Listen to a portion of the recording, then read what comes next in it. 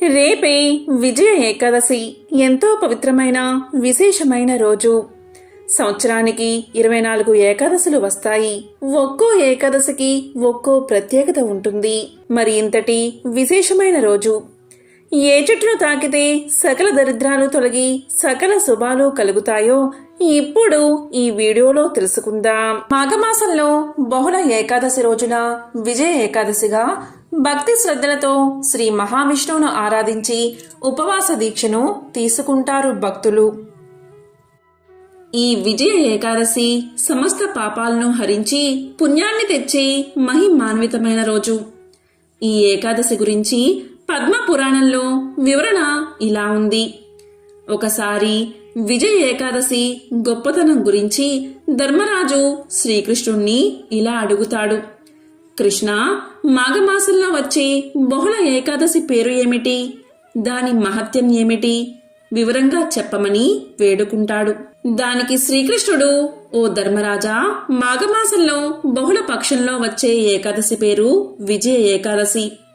ఈ ఏకాదశిని ఆచరించిన వారికి ఎప్పుడూ విజయమే కలుగుతుంది.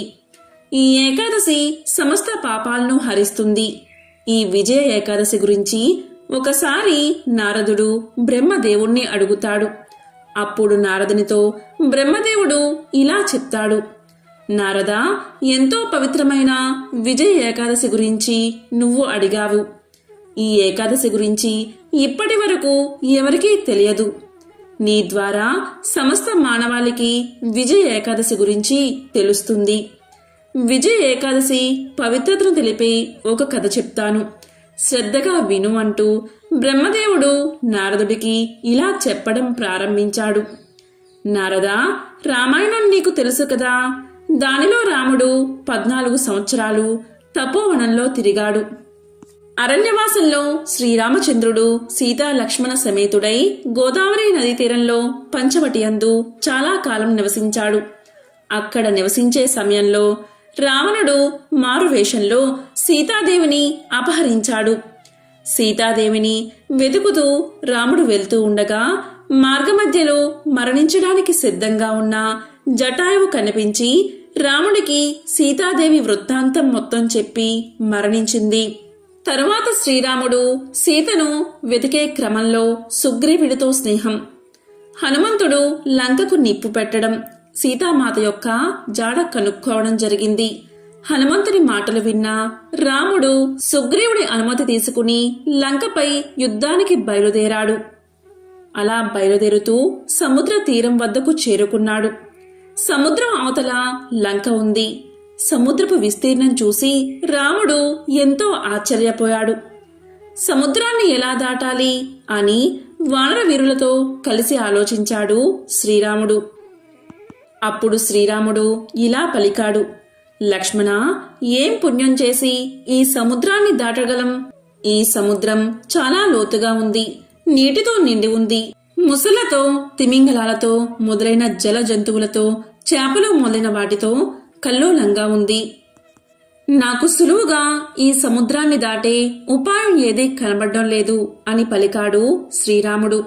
దానికి లక్ష్మణుడు, అన్నా రామా, నీవు దేవాది దేవుడవు, పురుషోత్తముడివి. ఇక్కడ దాల్బిక మహర్షి అనే పేరుగల మహర్షి దగ్గరలోనే నివసిస్తున్నాడు. ఇక్కడి నుండి 4 మైళ్ళ దూరంలో ఆ మహర్షి యొక్క ఆశ్రమం ఉందట. ఆ మహర్షి అతి ప్రాచీనుడు. మనం ఆయన దగ్గరకు వెళ్తే ఏదైనా ఉపాయాన్ని ఆయన చెప్పగలడు అని అన్నకు సలహా ఇచ్చాడు లక్ష్మణుడు. లక్ష్మణుడి మాటలు విన్న రాముడు ఆ మహర్షి దగ్గరకు వెళ్లి అతన్ని దర్శించాడు. శ్రీ మహావిష్ణువుకు దేవతలందరూ ఎలా అయితే నమస్కారం చేస్తారో అలా రాముడు ఆ మునీంద్రుడికి నమస్కారం చేశాడు.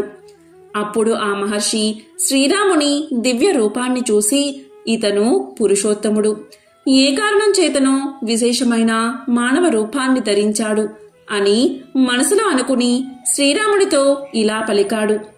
రామా, నీవు ఈ విధంగా రావడానికి కారణమేమిటి అని అడిగాడు. అప్పుడు ఆ మహర్షితో శ్రీరాముడు, మునివర్య, తమ అనుగ్రహం వల్లే ఈ సముద్ర తీరాన సైన్యంతో కలిసి ఉంటున్నాము. ఈ సముద్రాన్ని దాటి లంకను, రాక్షసులను జయించడం కోసమే వచ్చాను. మీ అనుగ్రహంతో ఈ సముద్రాన్ని దాటే ఉపాయం తెలుసుకోవాలి అనుకుంటున్నాను అని శ్రీరాముడు మహర్షితో పలుకుతాడు. ఆ మాటలు విన్న మహర్షి శ్రీరాముడితో, రామా, వ్రతాలన్నిటిలోకి ఉత్తమమైన వ్రతం ఉంది. దాన్ని నీకు ఉపదేశిస్తాను. దాన్ని నీవు ఆచరిస్తే నీకు త్వరగా విజయం లభిస్తుంది. లంకను జయిస్తావు, రాక్షసులను సంహరిస్తావు, గొప్ప కీర్తిని పొందుతావు. ఏకాగ్రతమైన మనసుతో శ్రద్ధగా ఆ వ్రతాన్ని ఆచరించు. రామా, ఆ వ్రతం గురించి చెప్తాను, శ్రద్ధగా విను అంటూ ఇలా చెప్పారు. మాఘమాసం బహుళపక్షంలో వచ్చే ఏకాదశికి విజయ ఏకాదశి అని పేరు. ఈ ఏకాదశి వ్రతం నీవు ఆచరిస్తే నీకు విజయం తప్పకుండా లభిస్తుంది. వానరులతో కలిసి సముద్రాన్ని దాటగలవు. కాబట్టి రామా, నేను చెప్పిన ప్రకారం నీవు సేనా నాయకులతో కలిసి పట్టుదలతో శ్రద్ధగా ఈ విజయ ఏకాదశి వ్రతాన్ని ఆచరించు. నీకు తప్పకుండా విజయం లభిస్తుందని మహర్షి తెలియచేశాడు. అప్పుడు శ్రీరామచంద్రుడు మహర్షి చెప్పినట్లు యథావిధిగా వానర సైన్యంతో కలిసి విజయ ఏకాదశి వ్రతాన్ని ఆచరించాడు. ఈ ఏకాదశి వ్రతం పూర్తయిన వెంటనే రాముడు వానర సైన్యంతో కలిసి వారధిని నిర్మించాడు. లంకలోకి ప్రవేశించి రావణుణ్ణి సంహరించి విజయాన్ని పొందాడని నారదునికి బ్రహ్మదేవుడు చెప్పాడని ధర్మరాజుకు శ్రీకృష్ణుడు వివరించాడు. కాబట్టి ధర్మరాజా, విజయ ఏకాదశి వ్రతాన్ని ఆచరిస్తే అలాంటి వారికి జీవితంలో ప్రతి పనిలో విజయం కలుగుతుంది. మరి ఎంతో విశేషమైన పవిత్రమైన ఈ రోజు స్నానం చేసే నీటిలో వేపాకులు కానీ తులసి ఆకులు కానీ వేసుకుని స్నానం చేస్తే చాలు. శరీరంలో ఉన్న నకారాత్మక శక్తులన్నీ తొలగిపోతాయి. శరీరానికి నూతన ఉత్తేజం వస్తుంది. సకల శుభాలు కలుగుతాయి. ఈ రోజున శ్రీ మహావిష్ణువును పూజిస్తూ అరటిపండు, పసుపు వస్త్రం, పసుపు మిఠాయిలను సమర్పించండి. ఈరోజు తప్పకుండా జపించాల్సిన మంత్రాలేంటో కూడా ఇప్పుడు తెలుసుకుందాం.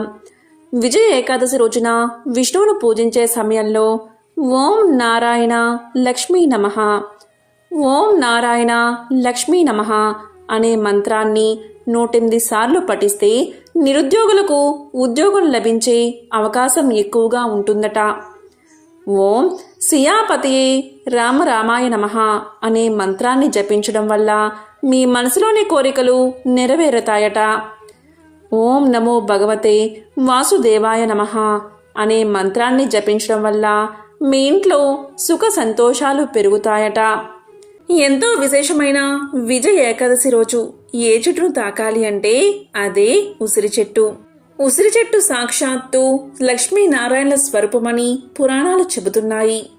ఉసిరిని భూమాతగానూ కొలుస్తారు. దేవదానవ సంగ్రామంలో కొన్ని అమృత బిందువులు పొరపాటున భూమి మీద పడ్డంతో పుట్టిందే ఉసిరి అన్నది ఒక కథనం. ఇది సకల మానవాళిని రక్షిస్తుందని నమ్మకం.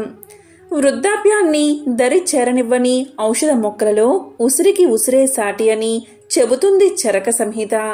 అందుకే ప్రతి వ్యక్తి తన జీవిత కాలంలో 5 ఉసిరి చెట్లు నాటాలని చెబుతూ ఉంటారు. సూత మహర్షి ముళ్ళందరితో కలిసి నైమిసారణ్యంలో పౌర్ణమి నాడు ఉసిరి చెట్టు కింద వన భోజనాలు చేసినట్లు పురాణాలు చెబుతున్నాయి. ఉసిరి చెట్టు అనేక ఔషధ గుణాలు కలిగిన వృక్షం. అలాగే దామోదరుడికి అంటే శ్రీహరికి అత్యంత ప్రీతిపాత్రమైన వృక్షం. కాబట్టి ఈ విజయ ఏకాదశి రోజు ఎవరైతే మీ ఇంటి దగ్గరలో ఉసిరి చెట్టు ఉంటే ఆ ఉసిరి చెట్టు దగ్గరకు వెళ్ళి ఉసిరి చెట్టు మొదట్లో చెంబుడు నీటిని పోయండి. అలాగే ఉసిరి చెట్టుకు నమస్కారం చేసుకుని ఉసిరి చెట్టు చుట్టూ ప్రదక్షిణలు చేసి మీ మనసులోని కోరిక చెప్పుకోండి. ఇలా చేస్తే చాలు, మీ కోరిక తప్పకుండా నెరవేరుతుంది. ఉసిరి చెట్టుని దాత్రే వృక్షం అంటారు. ఉసిరిక లక్ష్మీదేవికి ఆవాసమై ఎంతో ప్రీతికరమైనది. ఉసిరి వృక్షం మొదట్లో దాత్రీదేవిని, దామోదర స్వామిని పూజించి అంటే లక్ష్మీనారాయణలు పూజించి తీపి పదార్థాలని నైవేద్యంగా పెడితే చాలు. అప్పుల బాధలు, రుణబాధలు తొలగిపోతాయట. అదేవిధంగా ఉసిరి చెట్టు మొదట్లో 8 వైపులా దీపాలు పెట్టి 8 ప్రదక్షిణలు చెయ్యాలని, ఇలా చేస్తే విష్ణుమూర్తి అనుగ్రహం కలుగుతుందని పెద్దల మాట. ఉసిరి ఆరోగ్యానికి సంజీవని లాంటిది. రోజూ ఉసిరి ఏదో ఒక రూపంలో మనం తినాలి. ఇందులో షడ్ రుచుల్లోని చేదు తప్ప మిగతా 5 రుచులు ఉంటాయి. ఉసిరి జీర్ణశక్తిని కాపాడుతుంది, శరీర ఉష్ణోగ్రతను తగ్గిస్తుంది, శరీరంలో సమతుల్యం తీసుకువస్తుంది. అలాగే ఉసిరి చెట్టు గాలి కూడా చాలా మంచిది. అందుకే ఉసిరి చెట్టు దగ్గర దీపం పెట్టి ఇలా విజయ ఏకాదశి రోజు ప్రదక్షిణలు చేస్తే మీ కోరిక తప్పకుండా నెరవేరుతుంది.